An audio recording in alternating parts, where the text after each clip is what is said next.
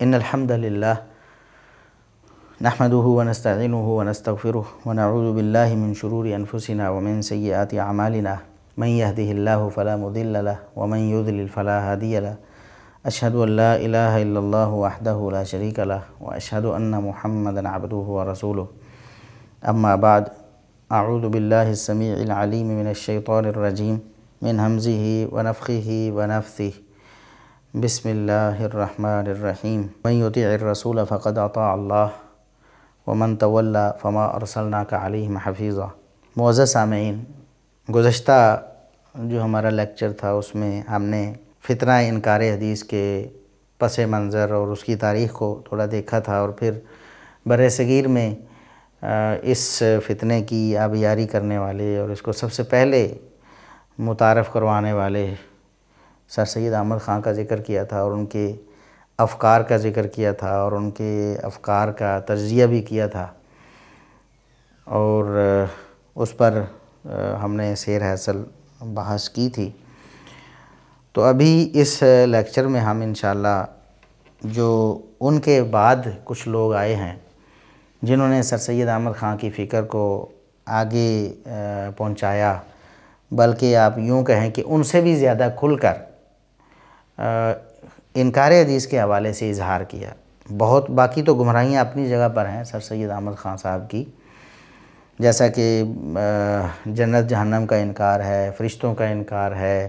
معجزات کا انکار ہے، دعا کی قبولیت کا انکار ہے، اور باقی عذاب قبر کا انکار ہے، اور بہت سارے مسائل ہیں۔ اگر ہم ایک ایک کی بات کریں تو وہ تو بات بہت دور چلی جائے گی، اس کا تجزیہ بھی کریں تو مہینوں میں بات چلی جائے گی۔ تو ہم نے اس کا کچھ ذکر کر دیا تھا، وہ گمراہیاں اپنی جگہ پر، لیکن انکار حدیث کے حوالے سے جو کچھ ایسے لوگ بھی سر سید احمد خان کے بعد آئے ہیں کہ جنہوں نے ان سے بھی زیادہ کھل کر اس کا اظہار کر دیا۔ عملاً اپنے افکار بنانے کے حوالے سے سر سید احمد خان صاحب نے بھی کوئی کمی نہیں کی، لیکن کھل کر جس طرح کہنا کہ حدیث دین نہیں ہے، رسول اللہ صلی اللہ علیہ وسلم کا کام ہی صرف قرآن کریم کی آیات ہی پڑھنا تھا اور کچھ نہیں تھا، تو اس حوالے سے کچھ ایسی شخصیات آئیں جنہوں نے سر سید احمد خان سے بھی دو قدم آگے نکل کر ان چیزوں کا برملا اظہار کیا۔ تو ان میں سے پہلی شخصیت جو ہے وہ جن کا ذکر میں کرنا چاہوں گا اور جن کا ذکر زیادہ واضح طور پر علماء نے بھی کیا ہے، وہ عبداللہ چکڑالوی ہیں۔ عبداللہ چکڑالوی یہ ضلع گرداسپور کے ایک علاقے چکڑالہ میں پیدا ہوئے تھے، اسی وجہ سے ان کو چکڑالوی کہا جاتا ہے۔ 1916 میں یہ فوت ہوئے ہیں عبداللہ چکڑالوی، اور اہل قرآن نامی فرقہ انہوں نے بنایا، یہ اس کے بانی ہوئے۔ اہل قرآن جو آپ نام سنتے ہیں کہ یہ اہل قرآن ہیں یا قرآنسٹ ہیں، آج کے دور میں ان کو قرآنسٹ اپنے آپ کو کہتے ہیں، تو یہ ان کی ابتدا جو ہے وہ عبداللہ چکڑالوی نے کی ہے۔ تو عبداللہ چکڑالوی یہ ان کا تعلق لاہور سے تھا۔ تو اس حوالے سے جو ان کی نمایاں جو بات ہے کہ یہ ہمارے بر صغیر میں پہلے وہ شخص ہیں جنہوں نے کھل کر برملا طور پر حجیت حدیث کا انکار کیا ہے۔ تو اس حوالے سے شیخ الاسلام ثناء اللہ امرسری رحمۃ اللہ علیہ، جو امام العصر ہیں، مناظر اسلام ہیں، متکلم اسلام ہیں، فاتح قادیان ہیں، اور بلکہ قادیان کے ہی فاتح نہیں ہیں بلکہ جتنے بھی اس وقت فتنے تھے اسلام کے مخالف، ان سب کو فتح کرنے والے، وہ چاہے ہندو ہوں، چاہے وہ آریہ سماج ہوں، چاہے کوئی بھی ہوں، سب کے خلاف انہوں نے علم بلند کیا اور ان کی تردید کی، علمی میدان میں ان کو شکست دی۔ تو وہ واقعی شیخ الاسلام ہیں اور امام العصر ہیں۔ وہ کیا لکھتے ہیں ثناء اللہ امرسری رحمۃ اللہ علیہ، وہ ان کی کتاب حجیت حدیث اور اتباع رسول، تو اس میں انہوں نے یہ بات شروع میں ہی لکھی ہے،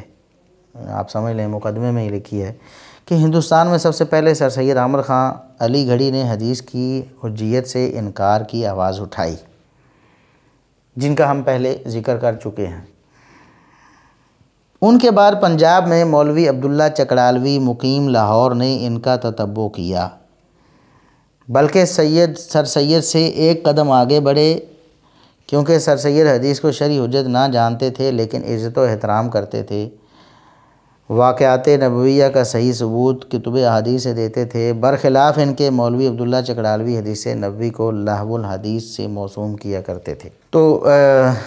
شیخ الاسلام ثناء اللہ امرسری رحمۃ اللہ علیہ کی اس عبارت سے ہمیں یہ معلوم ہوا کہ حدیث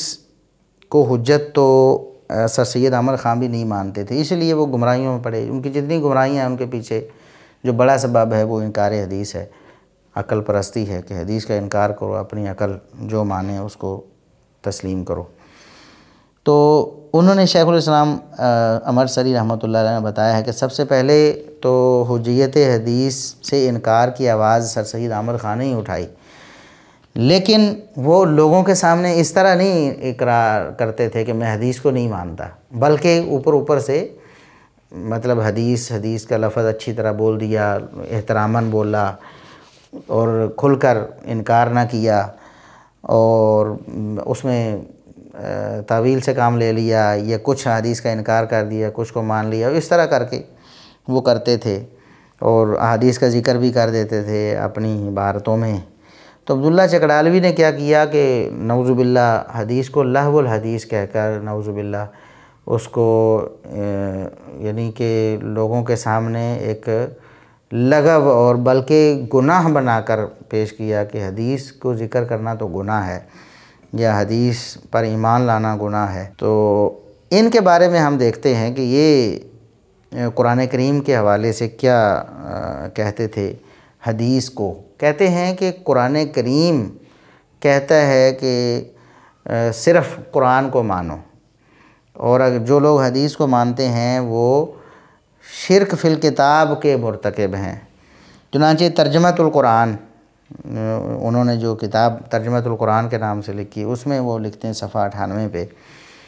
کہ پس کتاب اللہ کے ساتھ شرک کرنے سے یہ مراد ہے کہ جس طرح کتاب اللہ کے احکام کو مانا جاتا ہے اسی طرح کسی اور کتاب یا شخص کے قول یا فعل کو دین اسلام مانا جائے،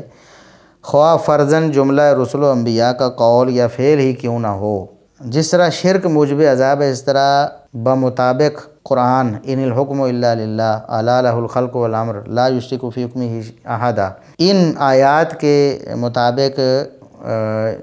شرک فی الحکم یعنی دین میں اللہ کے حکم سے کے سوا کسی اور کا حکم ماننا بھی اعمال کا باطل کرنے کا سبب ہے اور باعث ابدی و دائمی عذاب ہے۔ افسوس شرک فی الحکم آج کل اکثر لوگ اس میں مبتلا ہیں۔ یعنی عبداللہ چکڑالوی یہ کہتا تھا کہ اگر رسول صلی اللہ علیہ وسلم کا کوئی قول فعل بھی ہو اس کو بھی ماننا یہ شرک فی الکتاب ہے، یعنی شرک فی الحکم ہے، یہ اللہ کے ساتھ شرک ہے کہ اللہ کا بھی حکم مانے اور ہم رسول صلی اللہ علیہ وسلم کا بھی حکم مانے۔ یہ پہلا شخص ایسا بدبخت ہے دنیا میں عبداللہ چکڑالوی جس نے کھل کر، دیکھیں آج بھی بہت سے لوگ ہیں جو عبداللہ چکڑالوی جیسے ہی منکر حدیث ہیں لیکن کھل کر اس چیز کا اظہار نہیں کرتے، کیونکہ مسلمانوں کے ہاں رسول اللہ صلی اللہ علیہ وسلم کی جو محبت ہے اور آپ کے اسوہ حسنہ کی اور آپ کی سیرت کی جو محبت ہے وہ کوئی نکال نہیں سکتا۔ اتنا آسان کام تو ہے نہیں مسلمانوں کے دلوں سے سیرت اور سنت کی محبت کو نکالنا، تو اس لیے کھل کر نہیں کہتے۔ تو یہ عبداللہ چکڑالوی ہے جس بدبخت نے کھل کر، دیکھیں یہ کتنی بڑی توہین رسالت بھی ہے، قرآن کا بھی انکار۔ اب دیکھیں جب ایک انسان گمراہ ہو جاتا ہے تو اسے اپنی گمراہی ہی نظر آتی ہے۔ قرآن کریم کتنے واضح بیانات ہیں قرآن کریم کے، رسول اللہ صلی اللہ علیہ وسلم کی اتباع، آپ کی فرمانبرداری، اور قل ان کنتم تحبون اللہ فاتبعونی یا ایھا الذین آمنوا اطیعوا اللہ واطیعوا الرسول اطیعوا اللہ واطیعوا الرسول ولا تبطلوا اعمالکم ومن یطیع الرسول فقد اطاع اللہ۔ تو یہ کتنے واضح اللہ رب العزت کی آیات ہیں کتنی، اور کتنے واضح پیغام ہیں، اس کے باوجود بھی وہ کہتے ہیں کہ خواہ فرضاً جملہ رسل و انبیاء کا قول یا فعل ہی کیوں نہ ہو، یعنی تمام انبیاء کا قول فعل جو ہے اس کو ماننا بھی یہ شرک ہے، نعوذ باللہ ثم نعوذ باللہ۔ تو یہ عبداللہ چکڑالوی کا واضح طور پر جو بیان ہے یہ موجود ہے۔ تو اب یہ جو شخص ہے اصل میں اگر ہم اس کا پیچھے پس منظر دیکھیں، یہ جو عبداللہ چکڑالوی کا ہے تو وہی ہے سارا کچھ، نظریات بھی ملتے جلتے ہیں، سر سید احمد خان کے نظریات جیسے ہی نظریات ہیں، تقریباً ملتے جلتے ہیں۔ تو اب دیکھیں کہ انہوں نے دیگر منکرین حدیث سر سید احمد خان کی طرح معجزات کا انکار کر دیا، شفاعت کا انکار کر، عذاب قبر کا انکار کر دیا، حتیٰ کہ تعدد ازواج وہ اس کا بھی انکار کر دیا۔ کہتے ہیں کہ ان کے بقول، یہ عبداللہ چکڑالوی کے بقول، دوسرے بھی منکرین حدیث بہت سے ہیں وہ تعدد ازواج کا انکار کرتے ہیں، یعنی ایک سے زیادہ بیوی نہیں رکھ سکتے۔ وہی پتہ نہیں کہاں ہندوؤں سے کوئی نظریہ لیا انہوں نے، ظالموں نے، اور وہی ان کی عقل میں سما گیا اور پھر قرآن کا حدیث کا انکار کر دیا۔ تو یہ چنانچہ تعدد ازواج کے حوالے سے انہوں نے جو عبداللہ چکڑالوی نے لکھا ہے، تعدد ازواج بحوالہ قرآن زنا میں داخل ہے، جس سے انبیاء اور رسول اور ان کی امت پاک ہے اور ان پر سراسر افتراء اور بہتان ہے، نعوذ باللہ۔ یہ اشاعت القرآن، یہ رسالہ تھا اس کا، اس میں اس نے یہ بات لکھی تھی کہ تعدد ازواج جو ہے یہ گناہ ہے، زنا ہے بلکہ، نعوذ باللہ۔ کہتا ہے اگر کسی رسول یا نبی کی طرف اس کی نسبت کی جائے کہ اس کی زیادہ بیویاں تھیں تو یہ ان پر سراسر افتراء اور بہتان ہے۔ اب دیکھیں کہ کتنی ان لوگوں کی ہٹ درمی ہے اور کتنی یہ ان کی بے شرمی کہہ لیں کہ قرآن کریم میں بالکل واضح الفاظ میں بار بار یہ چیزیں مذکور ہیں۔ تو منکر حدیث اور منکر قرآن نہ ہو، یہ ہمارا دعویٰ ممکن ہی نہیں ہو سکتا۔ یہ ہمارا دعویٰ، اور الحمدللہ جتنے بھی منکرین حدیث ہیں سب پر ہم نے اس کی ٹیسٹنگ کی ہے اور یہ ہمارا دعویٰ بالکل سچا نکلا ہے، اور یہ اٹل قانون ہے، جو منکر حدیث ہوگا وہ منکر قرآن بھی ہوگا۔ اب یہ دیکھیں کہ عبداللہ چکڑالوی نے کہا کہ تعدد ازواج جو ہے یہ زنا ہے، نعوذ باللہ، انبیاء اور رسول پر بہتان ہے کہ انہوں نے زیادہ بیویاں رکھیں۔ اب قرآن کریم میں کئی دفعہ دیکھیں، یا نساء النبی، نبی کریم صلی اللہ علیہ وسلم کی بیویوں کا ذکر ہے، اور آپ صلی اللہ علیہ وسلم سے خطاب بھی ہے، یا ایھا النبی قل لازواجک، اے نبی اپنی بیویوں سے کہہ دیں، جمع کے صیغے کے ساتھ یہ الفاظ موجود ہیں، لیکن پھر بھی کہتے ہیں کہ بحوالہ قرآن تعدد ازواج جو ہے وہ زنا میں داخل ہے۔ یہ کتنی بڑی یعنی ان کی یہ جسارت ہے کہ یہ انبیاء اور رسول کو بھی مطلب ان کی بھی توہین کرتے ہیں۔ تمام انبیاء اور رسول جو تعدد ازواج جنہوں نے زیادہ بیویاں کی ہیں ان سب کو یہ زنا کا مرتکب قرار دے رہے ہیں، نعوذ باللہ ثم نعوذ باللہ۔ اور یہی لوگ ہیں جو اصل میں ملحدین بناتے ہیں، یعنی دین اسلام سے بیزار کرنے والے حقیقت میں یہ لوگ ہیں۔ ویسے تو ان کا دعویٰ یہ ہے کہ ہم غیر مسلموں کے جو قرآن کریم پر جو یا حدیث پر یا شریعت پر جو اعتراض ہیں ہم ان کو ختم کرتے ہیں، حدیث کا انکار کر کے ان کو ختم کرنے کی کوشش کرتے ہیں، قرآن کریم میں تحریف معنوی کر کے اس کا معنی بدل کے ان کو ختم کرنے کی کوشش کرتے ہیں۔ لیکن دراصل یہ لوگ جو ہیں یہ دین اسلام سے ہی لوگوں کو منحرف کرنے کا کام کرتے ہیں۔ یہ بالکل ایسے ہی ہے جیسے وہ حدیث صحیح بخاری کی کہ دعات علی ابواب جہنم، یہ جہنم کے دروازوں پہ کھڑے ہیں اور لوگوں کو بلا رہے ہیں کہ آؤ جہنم میں داخل ہو جاؤ، جو بھی ان کی دعوت سے متاثر ہو جائے گا وہ جہنم کے راستے پہ چلا جائے گا۔ تو اب یہ دیکھیں کتنا واضح طور پر قرآن کریم کا بیان ہے۔ اب ایک شخص ان کی دعوت سے متاثر ہو جائے گا اور وہ قرآن کریم کو پھر پڑھے گا تو پھر تو وہ تو ملحد ہو، اس کے سامنے کوئی راستہ نہیں، یا تو اقرار کرے قرآن کریم کا مسلمان رہے یا پھر ملحد ہو جائے، اور جو پھر ان کی دعوت پہ اور ان کی فکر پہ اڑا رہے گا اور قرآن کریم بھی پڑھے گا تو ظاہر ہے وہ ملحد بے دین ہو جائے گا، قرآن کریم کا انکاری ہو جائے گا، کیونکہ وہ سمجھتا ہے کہ زیادہ بیویاں جو ہیں وہ انبیاء کی عصمت کے خلاف ہیں یا زنا ہے، نعوذ باللہ۔ اور پھر نبی کریم صلی اللہ علیہ وسلم کی بیویوں کا ذکر آتا ہے تو قرآن کریم میں ذکر آتا ہے، اور اسی طرح دیگر بھی سورہ نساء میں اللہ رب العزت نے ذکر کیا 4 تک بیویوں کا۔ تو ایسے لوگ پھر دین سے برگشتہ ہو جاتے ہیں۔ اب یہ تو بہت ساری چیزیں ایسی ہیں جو انہوں نے باقی منکرین حدیث والی ہی اختیار کی ہیں۔ لیکن جیسا کہ میں نے بتایا کہ یہ بہت منہ پھٹ اور اس کی بدبختی تو سب سے بڑھ کر تھی نا، اور اس نے اپنی اس بدبختی کے زیر اثر یہ بات بھی کہہ دی کہ نبی کریم صلی اللہ علیہ وسلم سید الانبیاء نہیں ہیں، انبیاء کے سردار نہیں ہیں، اور کیسے یعنی برے انداز میں اور برے الفاظ میں لکھتا ہے کہ آپ نے اپنے مسلمہ قرآن، بخاری اور صحیح ستہ کے خلاف رسول اللہ کو نبیوں کا سردار لکھا ہے۔ ٹھیک ہے، یہی رسالہ اشاعت القرآن، اسی میں چکڑالوی نے لکھا ہے، کسی کو مخاطب کر کے کہتا ہے کہ آپ نے اپنے مسلمہ قرآن، بخاری اور صحیح ستہ کے خلاف رسول اللہ کو نبیوں کا سردار لکھا ہے، حالانکہ اللہ تعالیٰ نے انہیں متبع اور مقتدی کل انبیاء کا عموماً اور ابراہیم کا خصوصاً لقب مرحمت فرمایا ہے، اور پھر آپ نے ان کو نبیوں کا سردار بنا کر دوسرے انبیاء اور رسول کی تحقیر و تذلیل کر کے لا نفرق بین احد من رسلہ کا کفر کیا ہے یا نہیں؟ کہتا ہے کہ اللہ رب العزت نے قرآن میں فرمایا لا نفرق بین احد من رسلہ، کہ ہم مومن تو یہ کہتے ہیں کہ اللہ کے رسولوں میں سے ہم کسی میں فرق نہیں کرتے، تو تم نے ایک کو سید الانبیاء بنا دیا، یعنی رسول اللہ صلی اللہ علیہ وسلم کو انبیاء کا سردار کہہ دیا، تو تم نے دوسرے انبیاء کی تحقیر یا تذلیل کر دی، نعوذ باللہ ثم نعوذ باللہ۔ اب یہ عبداللہ چکڑالوی کا ایسا ایک یعنی الگ بیان ہے جو دیگر منکرین حدیث کے ہاں آپ کو نہیں ملے گا۔ تو یہ بندہ تھا ہی بہت ڈھیٹ قسم کا اور منہ پھٹ قسم کا بندہ تھا۔ دیکھیں نا کہ صاف طور پر لکھتا ہے پیچھے، جیسا کہ ہم نے دیکھا ہے کہ تمام انبیاء جملہ رسل اور انبیاء کا قول یا فعل ہی کیوں نہ ہو، اگر آپ اس کو مانیں گے تو آپ شرک کے مرتکب ہو جائیں گے کہ آپ اللہ کے حکم کے ساتھ ساتھ انبیاء کا حکم بھی مان رہے ہیں، اللہ کی بات کے ساتھ انبیاء کی بات بھی مان رہے ہیں۔ اسی طرح یہاں سید الانبیاء والمرسلین محمد رسول اللہ صلی اللہ علیہ وسلم کی سرداری اور آپ کی جو انبیاء کا سردار سید ولد آدم ہونے کی بات ہے، اس کا انکار صاف طور پر کر دیا اور کہا کہ یہ انبیاء اور رسول کی تحقیر اور تذلیل ہے۔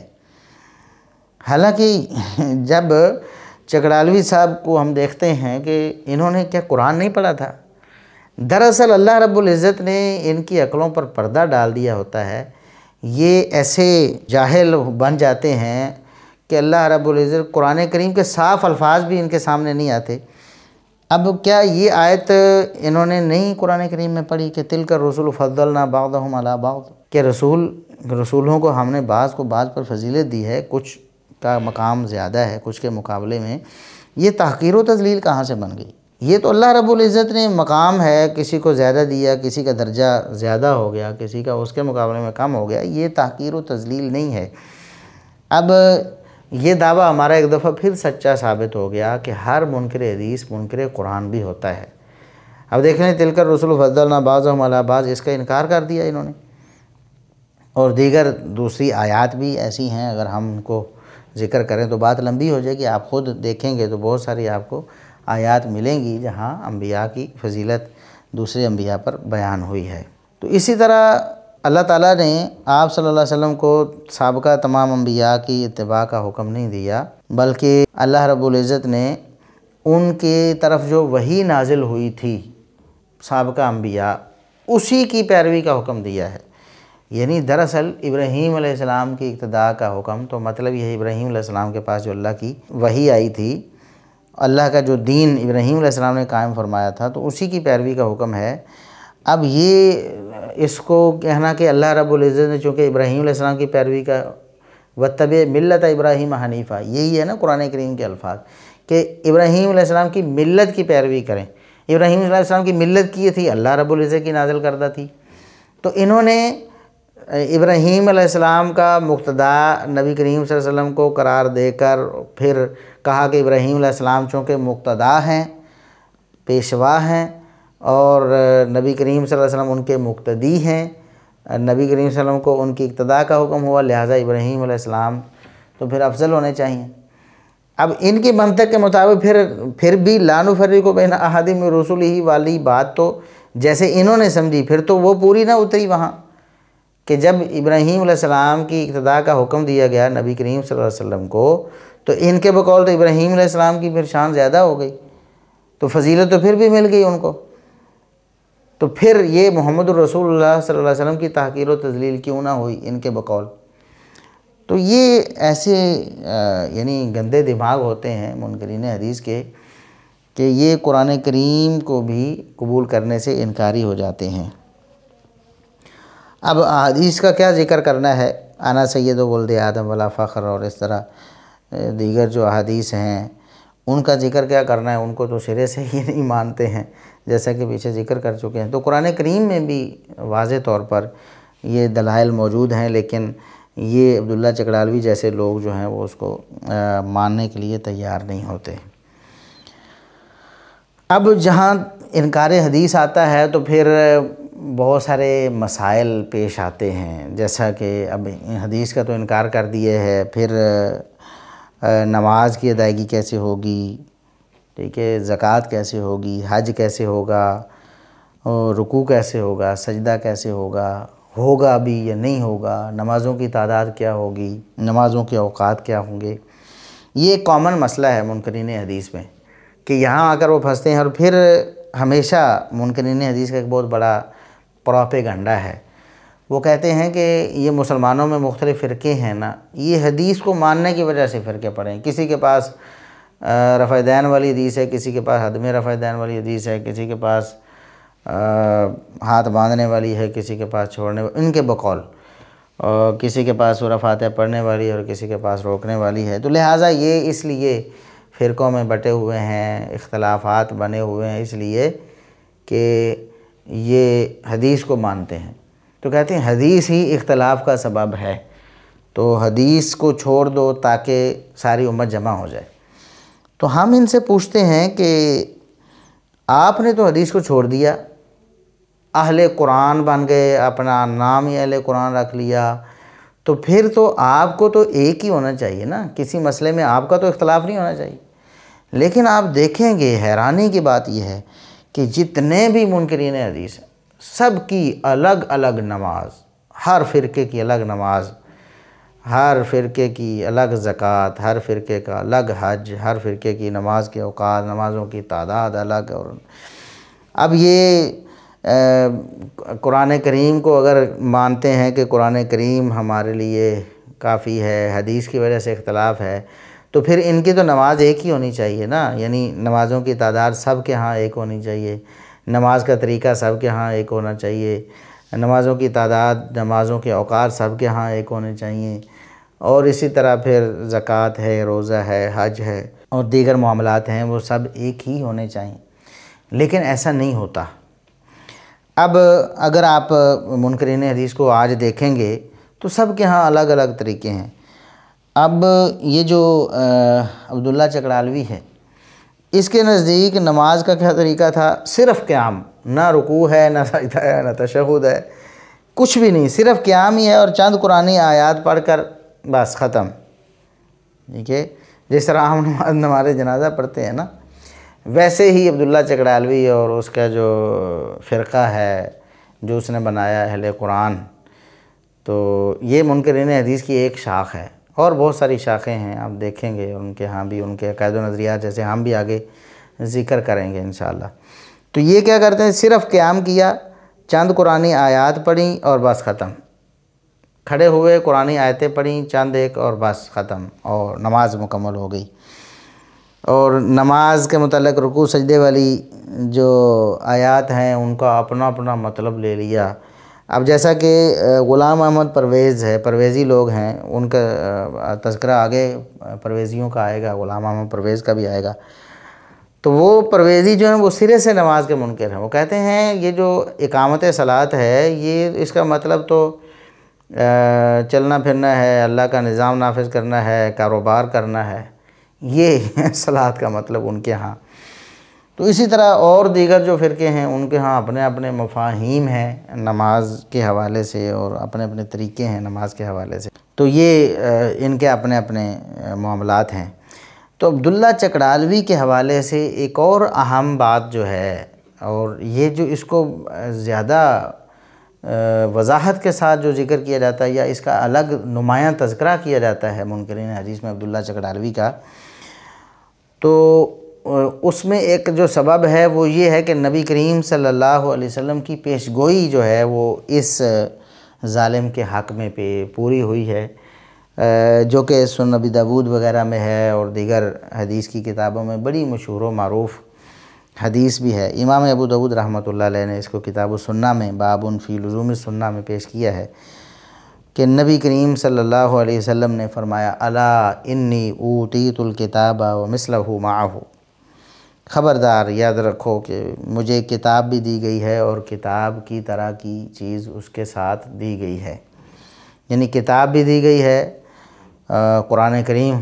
کتاب سے مراد لیں تو قرآن کریم بھی دیا گیا ہے، اور قرآن کریم کے ساتھ ایسی ہی چیز ایک اور دی گئی ہے جو قرآن کریم جیسی ہی ہے۔ اب منکرین حدیث جو ہیں وہ تو اس بات کو نہیں مانتے، اور عبداللہ چکڑالوی نے تو اعلیٰ الاعلان، جیسا میں پہلے بتا چکا ہوں کہ سر سید احمد خان نے تو کسی انداز سے انکار کیا اور دیگر منکرین حدیث بھی کسی طرح ذکر کرتے ہیں، تو عبداللہ چکڑالوی پہلا وہ شخص تھا جس نے کھلم کھلا انکار کیا۔ اب یہ تو چونکہ کہتا ہے انبیاء کا قول بھی اگر آپ مانیں گے، انبیاء کا فعل، رسولوں کا فعل بھی مانیں گے تو وہ بھی شرک ہے اور موجب عذاب ہے۔ تو نبی کریم صلی اللہ علیہ وسلم کیا فرماتے ہیں؟ الا انی اوتیت الکتاب ومثلہ معہ، خبردار یاد رکھو کہ مجھے کتاب یعنی قرآن بھی دیا گیا ہے اور اس کی طرح کی ایک اور چیز بھی اس کے ساتھ ہی دی گئی ہے، یعنی قرآن بھی، اور دوسری جو اس کے ساتھ کی گئی ہے وہ کیا ہے؟ سنت۔ آگے حدیث میں جب حدیث ہم پڑھیں گے رسول اللہ صلی اللہ علیہ وسلم کا فرمان، تو اس میں یہ بات صاف ہو جائے گی کہ اس سے مراد نبی کریم صلی اللہ علیہ وسلم کی حدیث ہی ہے۔ اور آگے آپ صلی اللہ علیہ وسلم نے جو فرمایا کہ الا یوشک رجل شبعان علی اریکتہ یقول، ان قریب ایسا ہوگا، یعنی قیامت سے پہلے یہ ضرور وقوع پذیر ہوگا معاملہ، ایسا شخص ہوگا، ایک شخص ہوگا، ایسا مرد ہوگا جو سیر ہوگا، یعنی پیٹ بھرا ہوا ہوگا اس کا، اپنے تکیے پر وہ ٹیک لگائے ہوئے ہوگا، لیٹا ہوا ہوگا، یقول یہ کہہ رہا ہوگا علیکم بہذا القرآن، تم اسی قرآن کو لازم پکڑ لو، فما وجدتم فیہ من حلال فاحلوہ، جو تم چیز اس میں حلال پاؤ اس کو حلال سمجھو، وما وجدتم فیہ من حرام فحرموہ، اور جو چیز قرآن میں تمہیں حرام ملے اس کو تم حرام سمجھو۔ تو یہ آپ صلی اللہ علیہ وسلم کی جو پیش گوئی تھی، علماء نے تواتر کے ساتھ اس چیز کو ذکر کیا ہے، بہت سارے علماء نے اپنی کتب میں، کہ یہ عبداللہ چکڑالوی ظالم اور بدبخت پر یہ پیش گوئی پوری ہوئی کہ واقعی وہ اسی حالت میں پایا گیا کہ ایسے ہی ٹیک لگائے ہوئے، پیٹ بھرا ہوا ہے، ٹیک لگائی ہوئی ہے، اور ٹیک لگا کر یہ کہہ رہا ہے کہ علیکم بہذا القرآن، یعنی تم صرف قرآن کو لازم پکڑو، صرف قرآن تمہارے لیے کافی ہے، جو قرآن میں حلال ہے تم اسے حلال جانو، جو قرآن میں حرام ہے تم اسے حرام جانو۔ یہ جو فلسفہ ہے اور یہ جو دعویٰ ہے یہ عبداللہ چکڑالوی کا بھی تھا، اور بعد میں بہت سارے منکرین حدیث نے اس فلسفے کو یا اس قول کو اختیار کیا۔ میں بہت سارے لوگوں کو جانتا ہوں جو اس فلسفے پر کاربند ہیں اور یہی دعویٰ کرتے ہیں۔ کچھ عرصہ پہلے فیس بک پہ میری بات چیت ہوئی، ڈاکٹر خضر یاسین نامی شخص تھا، تو فیس بک پہ میں نے دیکھا، اور وہ پنجاب یونیورسٹی میں پروفیسر ہے، تو وہ اس طرح کی باتیں کرتا تھا اور اس کے بھی عجیب و غریب نظریات تھے منکرین حدیث جیسے، اور اس کا بھی یہ دعویٰ تھا کہ قرآن، بس قرآن ہی ہمارے لیے وحی نازل ہوئی، اس کے علاوہ کوئی وحی نہیں، اور حدیث کو جو ماننا ہے وہ کہتا تھا کہ یہ اسی طرح جس طرح عبداللہ چکڑالوی نے لکھا کہ یہ شرک ہے، تو یہ بھی کہتا ہے کہ یہ شرک ہے اللہ رب العزت کے ساتھ، اور بلکہ یہ ختم نبوت کے برخلاف ہے، ٹھیک ہے، نبوت جو ہے وہ مکمل ہو گئی قرآن پر، اور قرآن کے علاوہ کسی چیز کو نبی ماننا، راویوں کی باتیں، راوی کہتا ہے کہ میں نے اس سے سنا تو نبی کریم صلی اللہ علیہ وسلم نے فرمایا، تو یہ تو راوی کا قول ہوا، یہ صحابی کا قول ہوا یا کسی تابعی کا قول ہوا، تو یہ پھر نبوت کے خلاف، اس طرح کی باتیں، بلکہ ترجمہ قرآن کو بھی اس نے کہا کہ یہ بھی کفر ہے، قرآن کا ترجمہ کرنا بھی کفر ہے اور بالکل حرام ہے، ناجائز ہے، قرآن کا ترجمہ نہیں کر سکتے، کیونکہ قرآن کا ترجمہ تو آپ کریں گے، تو یہ قرآن کے علاوہ چیز ہو جائے گی، اور قرآن کے علاوہ چیز کو کیسے ہم مان سکتے ہیں۔ تو فیس بک پہ چونکہ وہ بہت زیادہ پوسٹیں کرتا تھا ڈاکٹر خضر یاسین، تو میں نے اس سے کئی دفعہ معارضہ کیا، کمنٹس میں کوئی بات چیت کی، تو ایک دفعہ وہ کمنٹس میں بات چیت میرے ساتھ دو بدو اس کی شروع ہو گئی، اس نے کچھ جواب دینے شروع کر دیے۔ تو میں نے موقع پا کر میں نے سوال کیا کہ میں نے کہا کہ حرام حلال کے بارے میں پھر آپ کا کیا قاعدہ ہے؟ آپ کہتے ہیں صرف قرآن ہے، قرآن کے علاوہ کچھ بھی نہیں، نہ ترجمہ تفسیر نہ حدیث، کچھ بھی نہیں ہے، دین صرف قرآن میں جو چیزیں مذکور ہیں وہی ہیں، تو حرام حلال کے بارے میں آپ کا کیا نظریہ ہے؟ تو بات کو گول مول کہا جی جو قرآن میں حلال ہے وہ ہمارے لیے حلال ہے، جو قرآن میں حرام ہے وہی ہمارے لیے حرام ہے، اس کے علاوہ ہم کسی چیز کو حرام نہیں کہہ سکتے جو قرآن میں حرام نہیں ہے۔ میں نے پوچھا کہ کتے، بلے، بچھو، سانپ اور اس طرح چوہے وغیرہ کے بارے میں آپ کیا کہتے ہیں؟ تو وہ پھر گول مول بات، پھر جواب یہی آئے کہ قرآن کریم میں جو حرام ہے وہی حرام ہے۔ میں نے کہا کہ یہ بات تو آپ بار بار کہہ رہے ہیں، اب ایک شخص عام بندہ ہے، اس نے یہ سمجھنا ہے کہ قرآن کریم میں یہ چیزیں حرام ہیں کہ نہیں ہیں۔ آپ بتائیں قرآن کریم میں حرام ہیں کہ نہیں ہیں؟ آپ جو کہتے ہیں کہ قرآن ہی کافی، ہم تو چونکہ حدیث کو مانتے ہیں تو ہم تو حدیثی دلائل دیں گے، ساتھ میں قرآن کو بھی دلیل بنائیں گے اور حدیث کو بھی دلیل بنائیں گے۔ ہمارے لیے تو نبی کریم صلی اللہ علیہ وسلم کا یہ فرمان جو آ گیا، الا انی اوتیت الکتاب ومثلہ معہ، مجھے کتاب یعنی قرآن بھی دیا گیا اور اس طرح کی ایک اور چیز بھی دی گئی ہے، وہ اسی جیسی ہے، ٹھیک ہے، یعنی حدیث قرآن جیسی ہی ہے حجت ہونے میں، شریعت ہونے میں، اور اللہ رب العزت کا حکم ہونے میں، قرآن بھی اللہ کی طرف سے وحی ہونے میں، منزل من اللہ ہونے میں، تو قرآن جیسی ہم تو مانتے ہیں، وحی کو مانتے ہیں اور اسی کے مطابق ہمارا موقف ہے کتے بلے کے بارے میں، چوہے کے بارے میں، بچھو کے بارے میں، سانپ کے بارے میں اور دیگر چیزوں کے بارے میں اور درندوں کے بارے میں۔ تو آپ بتائیں کہ آپ کیا کہتے ہیں؟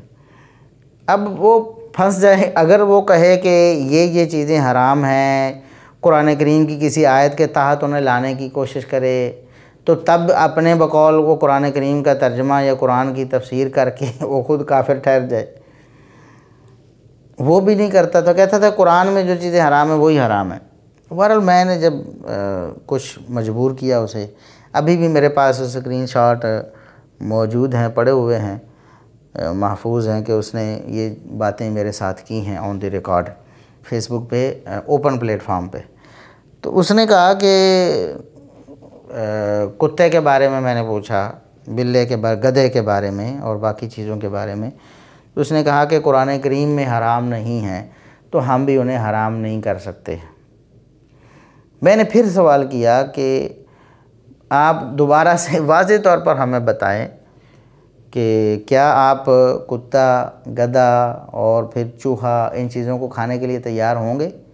کیونکہ قرآن کریم میں آپ کے بقول تو ان چیزوں کا ذکر نہیں ہے حرمت کے حوالے سے، اور آپ کے نزدیک تو یہ حلال ہونی چاہیے، پھر کیا آپ انہیں تناول کریں گے، کھائیں گے؟ پھر وہ پریشان ہوا، ادھر ادھر کی باتیں، تو آخر کار نہ مجبور ہو گیا اور اس نے یہ پوسٹ لکھ دی کہ میرے سامنے اگر آپ کسی بھی جانور کو خنزیر کے علاوہ، کیونکہ خنزیر کا گوشت حرام ہے قرآن میں، تو خنزیر کے علاوہ کسی جانور کو بھی آپ اللہ کا نام لے کر ذبح کریں، تکبیر کہیں اس پر، تو میں اگر نہ کھاؤں تو پھر میں مسلمان نہیں، اس طرح کی بات کی۔ ہم نے کہا مسلمان تو تم پہلے بھی نہیں ہو، لیکن ہم چونکہ مسلمان ہیں، ہم چونکہ نبی کریم صلی اللہ علیہ وسلم کی احادیث کو بھی مانتے ہیں، اور احادیث میں یہ چیزیں حرام ہیں، تو حرام چیزوں پر ہم تو تکبیر نہیں پڑھ سکتے بھی، وہ چیزیں حرام ہیں،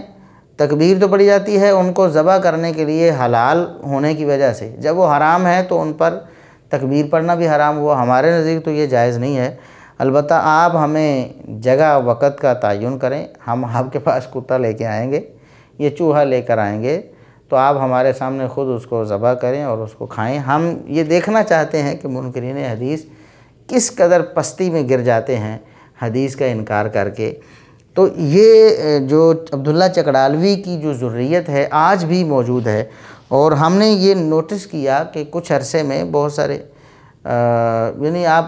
ہزاروں لاکھوں تو نہیں کہہ سکتے، لیکن سینکڑوں لوگ تھے جو اس نے اپنے دام تصویر میں پھنسا لیے تھے، اور رسول اللہ صلی اللہ علیہ وسلم نے جو فرمایا نا کہ دعات علی ابواب جہنم من اجابہم الیہا قذفوہ فیہا، تو اس کا مصداق ہم نے بنتے دیکھا لوگوں کو کہ یہ تو جہنم کے دروازے پہ بلا رہا ہے نا عبداللہ چکڑالوی کا جو آپ کہہ لیں فیض یافتہ ہے یا اس کے نظریات کا حامل ہے ڈاکٹر خضر یاسین، تو یہ لوگ پھر کئی ایک پھنستے چلے جاتے تھے اور وہ بھی گمراہی کے راستے پہ جہنم کے راستے پہ گامزن ہوتے ہم نے دیکھے۔ تو اس کا بھی مین جو دعویٰ ہے وہ یہی ہے کہ یہ قرآن کافی ہے، جو قرآن میں حلال ہے وہی حلال ہے، جو قرآن میں حرام ہے وہی حرام ہے، بس اس کے علاوہ کوئی حلال و حرام نہیں۔ سیم یہی الفاظ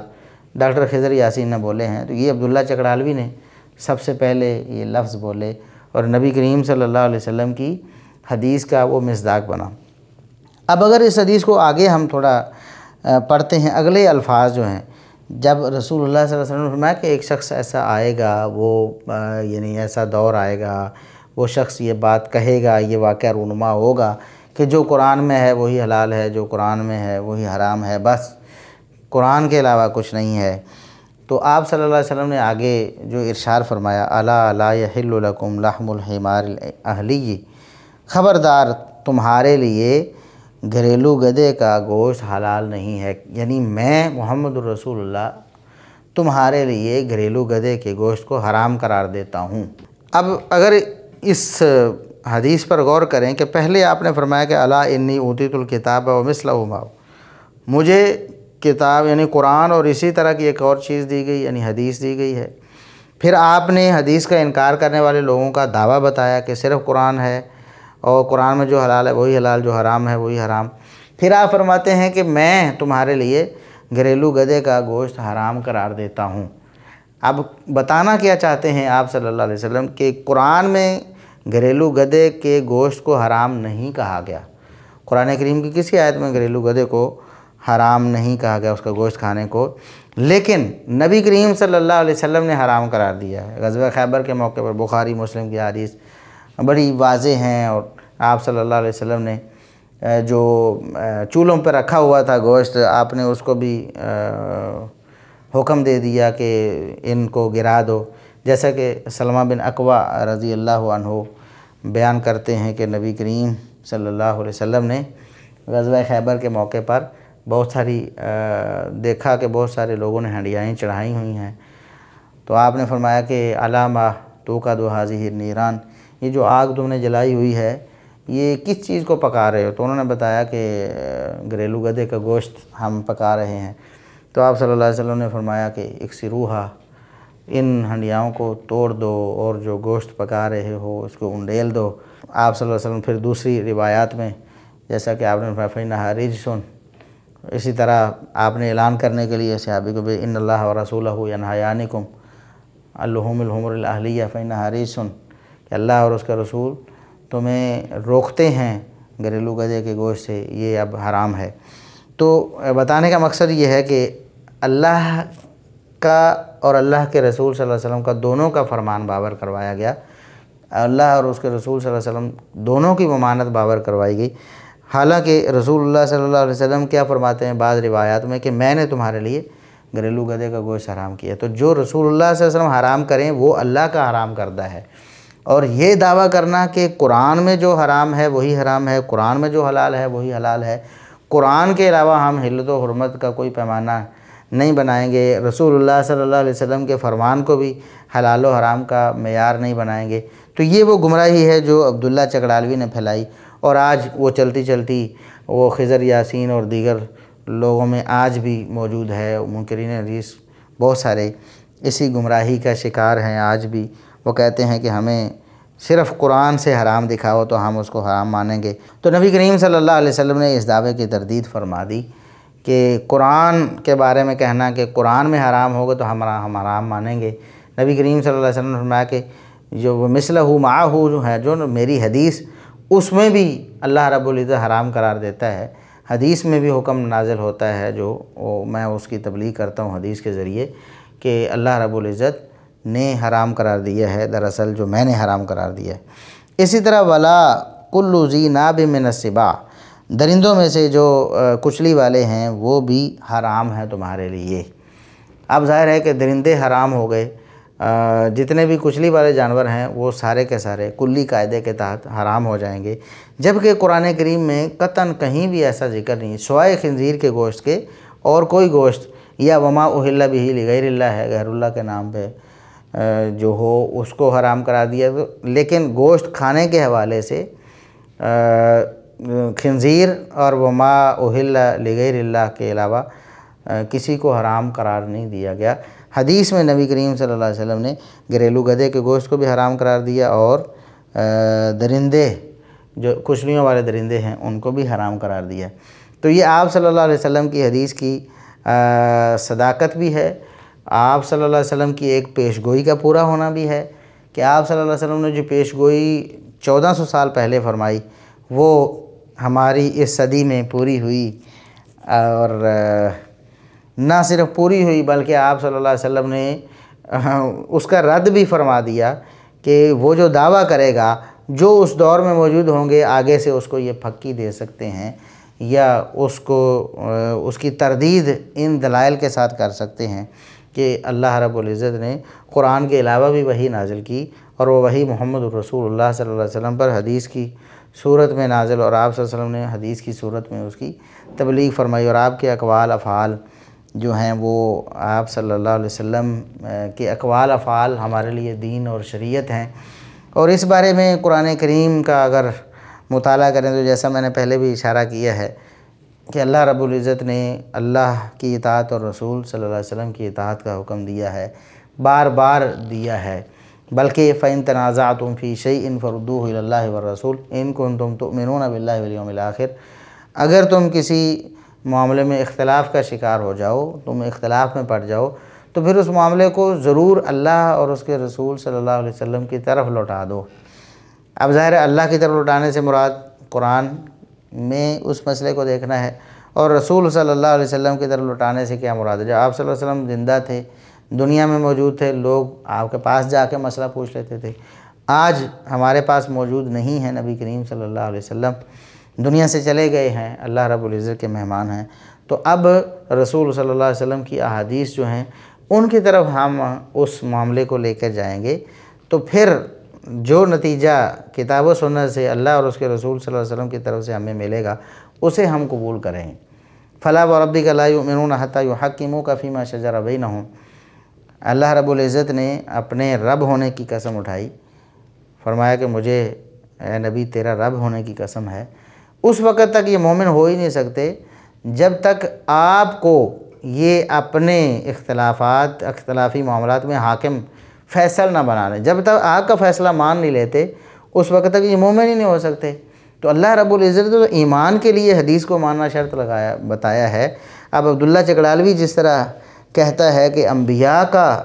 جملہ، رسل اور انبیاء کا قول فعل ہی اگر ہو اس کو ماننا بھی شرک ہو جائے گا، شرک فی الحکم یا شرک فی الکتاب ہو جائے گا۔ تو نعوذ باللہ اللہ رب العزت قرآن میں پھر یہ حکم دے رہے ہیں، فرما رہے ہیں کہ ایمان ہی تب معتبر ہوگا جب رسول صلی اللہ علیہ وسلم کا فیصلہ مانا جائے گا۔ اور دوسری آیت میں بھی اللہ رب العزت نے یہی فرمایا کہ فَرُدُّوهُ إِلَى اللَّهِ وَالرَّسُولِ إِن كُنتُم تُؤْمِنُونَ بِاللَّهِ وَالْيَوْمِ الْآخِرِ۔ اگر تم اللہ اور یوم آخرت پر ایمان رکھتے ہو تو ضرور بضرور اپنے اختلاف کو اللہ اور اس کے رسول کی طرف لوٹاؤ۔ اسی طرح انما کان قول المؤمنین اذا دعوا الی اللہ ورسولہ لیحکم بینہم ان یقولوا سمعنا واطعنا، کہ مومن جو ہیں ان کا تو شیوہ یہی ہے، جب انہیں اللہ اور اس کے رسول کی طرف بلایا جاتا ہے، انہیں کہا جاتا ہے اللہ کی طرف جاؤ، رسول کی طرف جاؤ۔ ظاہر ہے قرآن تا قیامت عالمگیر کتاب ہے اور اس کے احکامات تمام مسلمانوں، تمام لوگوں کے لیے ہیں۔ تو آج ہمارے لیے اس حکم پر عمل کرنا کیسے ممکن ہوگا کہ مومنوں کو ہم اگر ایمان کے دعوے دار ہیں، انشاءاللہ ہم مومن ہیں، تو جب ہمیں بلایا جاتا ہے کہ اللہ اور اس کے رسول کی طرف آؤ، اللہ اور اس کے رسول کی بات مانو، تو پھر ہم کہتے ہیں سمعنا واطعنا، کہ ہم نے سن بھی لی، اللہ کی بات بھی سنی اور ہم نے مان لی، اور رسول صلی اللہ علیہ وسلم کی بات بھی سنی اور ہم نے مان لی۔ اسی طرح سورہ احزاب میں اللہ رب العزت نے ارشاد فرمایا وَمَا كَانَ لِمُؤْمِنٍ وَلَا مُؤْمِنَةٍ إِذَا قَضَى اللَّهُ وَرَسُولُهُ أَمْرًا أَن يَكُونَ لَهُمُ الْخِيَرَةُ مِنْ أَمْرِهِمْ، کہ کسی مومن مرد یا عورت کے لیے کوئی گنجائش نہیں ہے کہ جب اللہ اور اس کے رسول صلی اللہ علیہ وسلم اس کے لیے کسی معاملے کا فیصلہ کر دیں تو اس کے بعد بھی اس کی اپنی کوئی رائے اس کے بارے میں ہو یا اپنی رائے کا وہ اظہار کرے یا اس کو دخل دے اس معاملے میں، تو پھر وہ مومن ہو ہی نہیں سکتا۔ مومن ہے، مرد ہے یا عورت ہے، اگر ایمان کا دعویٰ ہے تو پھر اللہ اور اس کے رسول صلی اللہ علیہ وسلم کے فیصلے کو ہر حال میں ماننا ہوگا۔ تو اللہ کے فیصلے کو بھی ماننا ہے اور رسول اللہ صلی اللہ علیہ وسلم کے فیصلے کو بھی ماننا ہے۔ اب اللہ کا فیصلہ تو قرآن ہو گیا، کلام اللہ ہو گیا، اور رسول اللہ صلی اللہ علیہ وسلم کا فیصلہ حدیث ہوگی، آپ کی سنت ہوگی، آپ کی سیرت ہوگی۔ تو بہت ساری آیات ہیں قرآن کریم کی کہ جہاں سے فرار کی راہ اختیار کی ہی نہیں جا سکتی۔ دو ٹوک اور واضح آیات ہیں کہ محمد الرسول اللہ صلی اللہ علیہ وسلم کی اطاعت اور فرما برداری بھی بالکل لازم ہے۔ قل ان کنتم تحبون اللہ فاتبعونی یحببکم اللہ۔ اے نبی آپ کہہ دیں اگر تم اللہ سے محبت کرتے ہو، واقعی دعویٰ ہے تمہارا ہم اللہ سے محبت کرتے ہو، تو میری پیروی کرنی پڑے گی۔ فاتبعونی یحببکم اللہ ویغفر لکم ذنوبکم، میری پیروی کرو گے تو اللہ رب العزت تمہیں اپنا محبوب بنا لے گا، تم سے محبت کرے گا، تمہارے گناہوں کو معاف کرے گا۔ تو اگر اللہ کی محبت کوئی چاہتا ہے اور اپنے گناہ معاف کروانا چاہتا ہے تو محمد الرسول اللہ صلی اللہ علیہ وسلم کی پیروی کرنی پڑے گی اس کو۔ آپ صلی اللہ علیہ وسلم کا حکم اسے ماننا ہی پڑے گا ہر حال میں۔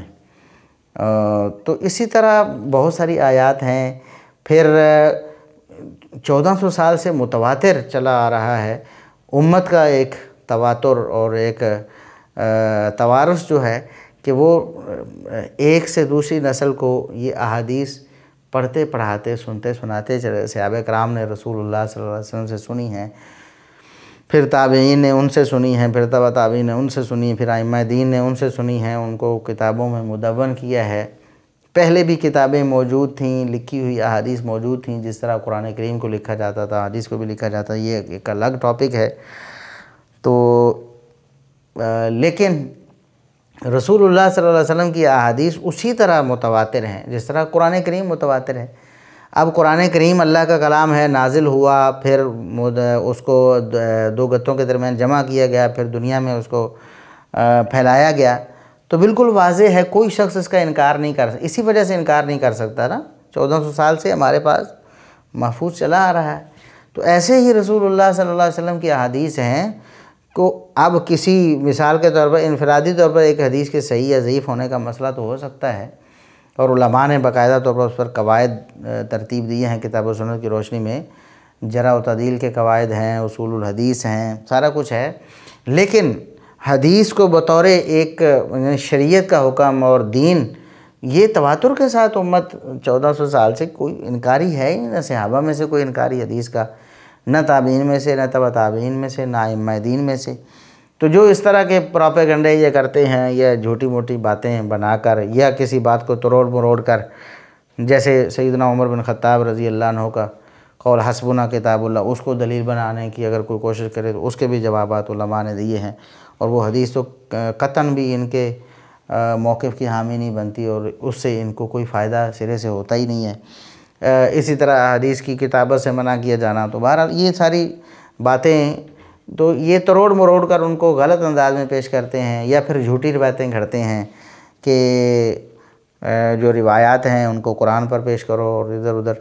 تو یہ جو عبداللہ چکڑالوی اینڈ کمپنی ہے، انہوں نے تو صاف طور پر یہ کہا کہ ہمیں قرآن کافی ہے، قرآن میں جو حلال ہے وہ حلال ہے، قرآن میں حرام ہے جو حرام ہے بس کے علاوہ نہیں ہے۔ جبکہ قرآن کریم میں اللہ رب العزت نے صاف طور پر نبی کریم صلی اللہ علیہ وسلم کا یہ جو فرض منصبی ہے وہ بیان کیا ہے کہ یحل لہم الطیبات ویحرم علیہم الخبائث، کہ یہ نبی جو ہے ان کے لیے طیبات کو حلال قرار دیتا ہے اور جو خبائث ہیں ان کو حرام قرار دیتا ہے۔ تو اللہ رب العزت بھی فرماتا ہے کہ نبی کریم صلی اللہ علیہ وسلم حلت و حرمت کرتے ہیں اپنی امت کے لیے، لوگوں کو حرام حلال ڈیفائن کر کے دیتے ہیں نبی کریم صلی اللہ علیہ وسلم۔ لیکن قرآن کریم کی یہ آیات بھی ان کو بھی نہیں مانا ہے عبداللہ چکڑالوی نے اور دیگر اس کی ذریت نے۔ تو پھر سے ایک دفعہ ہمارا وہ جو دعویٰ ہے کہ منکرین حدیث اصل میں منکرین قرآن ہیں، کوئی منکر حدیث دنیا میں ایسا نہیں جو قرآن کریم کا انکار نہ کرتا ہو۔ ہاں اس کا اقرار زبانی طور پر نہیں کرے گا، لیکن عملاً قرآن کریم کا انکار آپ نے جیسا کہ دیکھ لیا عبداللہ چکڑالوی کے ہی طرز عمل میں کہ کتنی آیات کا صاف طور پر، اسی سر سید احمد خان کے طرز عمل میں آپ نے دیکھ لیا قرآن کریم کی کتنی آیات ہیں واضح اور دو ٹوک ہیں، ان کا انکار کر رہے ہیں اور اس کی بری تعویل کر کے قرآن کریم کے خلاف اس کا معنی و مفہوم جو ہے نا وہ پیش کر کے لوگوں کو گمراہ کرتے ہیں۔ تو دراصل یہ وہ جتھا اور گروہ ہے، ایک تو محدثین کا گروہ ہے اولئک حزب اللہ، جنہیں اللہ رب العزت نے اپنا گروہ قرار دیا ہے اور جن کو کامیاب و کامران اللہ رب العزت نے بنایا ہے۔ اور نظر اللہ امرأً سمع منا حدیثاً، جیسا کہ سنن ابی داؤد اور دیگر کتابوں میں بعض میں یہ الفاظ ہیں کہ کسی نے ہم سے ایک حدیث بھی سنی اور پھر اس کو یاد کر کے آگے پہنچایا ہے تو اللہ رب العزت کو تر و تازہ رکھے۔ یہ وہ جتھا ہے جو اللہ رب العزت کی طرف سے خوشحال ہیں، جن کے چہرے تر و تازہ ہیں، جن کی دنیا آخرت کی زندگی بابرکت ہے اللہ رب العزت کے ہاں۔ ان کے مقابلے میں منکرین حدیث کا جتھا ہے جو کہ حزب الشیطان ہیں، جو کہ شیطان کے پیروکار بھی ہیں اور شیطان کو پوجتے ہیں اور اس کے مشن کے لیے ہمیشہ کوشاں رہتے ہیں کہ اس کا مشن جو ہے اللہ رب العزت اور رسول اللہ صلی اللہ علیہ وسلم اور محدثین کے مشن کے خلاف شیطان کے مشن کو آگے بڑھایا جائے۔ یہ وہ منکرین حدیث کا گروہ ان لوگوں میں سے ہے جو حزب الشیطان ہیں، جن کا ہمیشہ یہ طریقہ اور جن کی کوشش اور محنت یہ ہے کہ حدیث کو ختم کر دیا جائے یا اس کی اہمیت لوگوں کی نظر میں کم کر دی جائے۔ تو ایسا ہو ہی نہیں سکتا، نہ کبھی ہوا نہ کبھی ہوگا۔ صحیح البخاری جیسا کہ صحیح، اس پر سب سے زیادہ اعتراض منکرین حدیث کرتے ہیں۔ تو صحیح بخاری کی کسی ایک حدیث کو بھی آج تک وہ مسلمانوں سے چھین نہیں سکے ہیں یا اس کو صحیح بخاری سے خارج نہیں کروا سکے ہیں۔ یا تو مسلمان تو الحمدللہ جو ماننے والے ہیں وہ مانتے ہیں۔ اب جن کی قسمت خراب ہو، جو ان گمراہوں کی باتوں میں آ جائے یا ان کی باتوں کو مان لے اور گمراہی کو اختیار کر لے، تو اس کی قسمت اللہ رب العزت جب اس کو توفیق نہ دے تو اس کی قسمت، ورنہ تو حق بالکل واضح ہے۔ قرآن کریم بھی بتاتا ہے کہ رسول اللہ صلی اللہ علیہ وسلم واجب الاتباع ہیں اور آپ صلی اللہ علیہ وسلم کی سیرت لقد کان لکم فی رسول اللہ اسوۃ حسنہ، تمہارے لیے رسول اللہ صلی اللہ علیہ وسلم اسوہ حسنہ ہیں، یعنی رول ماڈل ہیں۔ تو جب آپ صلی اللہ علیہ وسلم کا عمل ہمارے لیے حجت ہی نہیں ہے، جیسا کہ عبداللہ چکڑالوی نے کہا کہ جملہ انبیاء اور رسول جو ہیں ان کا کوئی قول فعل ماننا بھی شرک فی الحکم یا شرک فی الکتاب ہے، تو پھر اللہ رب العزت نے یہ جو فرما دیا ہے اور قرآن کریم میں یہ حقیقت بتا دی ہے کہ رول ماڈل ہیں محمد الرسول اللہ صلی اللہ علیہ وسلم، ان کے فیصلے بھی ماننے ہیں، ان کا حکم بھی ماننا ہے۔ فَلْيَحْذَرِ الَّذِينَ يُخَالِفُونَ عَنْ أَمْرِهِ أَن تُصِيبَهُمْ فِتْنَةٌ أَوْ يُصِيبَهُمْ عَذَابٌ أَلِيمٌ، جو رسول اللہ صلی اللہ علیہ وسلم کے حکم کی مخالفت کرتے ہیں انہیں ڈر جانا چاہیے کہ انہیں کوئی دنیا میں کوئی آزمائش نہ آن لے یا ان کو آخرت میں عذاب علیم جو ہے وہ پکڑ لے گا، ان کو اس سے ڈرنا چاہیے۔ کتنی واضح آیت ہے۔ اور پھر دوسرے مقام پر اللہ رب العزت نے فرمایا وَمَن يُشَاقِقِ الرَّسُولَ مِن بَعْدِ مَا تَبَيَّنَ لَهُ الْهُدَىٰ وَيَتَّبِعْ غَيْرَ سَبِيلِ الْمُؤْمِنِينَ نُوَلِّهِ مَا تَوَلَّىٰ وَنُصْلِهِ جَهَنَّمَ وَسَاءَتْ مَصِيرًا، کہ جو رسول صلی اللہ علیہ وسلم کی نافرمانی کرتے ہیں حق واضح ہو جانے کے بعد بھی، دلیل آ جانے کے بعد بھی، رسول صلی اللہ علیہ وسلم کا فرمان آ جانے کے بعد بھی آپ کی مخالفت کرتے ہیں، تو نُوَلِّهِ مَا تَوَلَّىٰ، اور مومنوں کا راستہ چھوڑ دیتے ہیں تو ہم اس کو چھوڑ دیتے ہیں، جدھر جانا چاہتا ہے جانے دیتے ہیں۔ وَنُصْلِهِ جہنم، پھر اس کا ٹھکانہ جہنم، ہم اس کو جہنم میں پھینکیں گے۔ وَسَاءَتْ مَصِيرًا، اور یہ برا ٹھکانہ ہے، بری جگہ ہے جو انہوں نے اپنے لیے منتخب کی ہے۔ تو بہرحال یہ بہت ساری یعنی اللہ رب العزت نے آیات قرآن کریم میں ایسی نازل کی ہیں جو کھول کھول کر رسول صلی اللہ علیہ وسلم کی احادیث کی حجیت بتاتی ہیں، لیکن یہ جو منکرین حدیث ہیں عبداللہ چکڑالوی اینڈ کمپنی، یہ ان تمام آیات کا انکاری، ان تمام آیات کے یہ لوگ انکاری ہیں۔ تو اللہ رب العزت جو منکرین حدیث ابھی دنیا میں موجود ان کو ہدایت دے،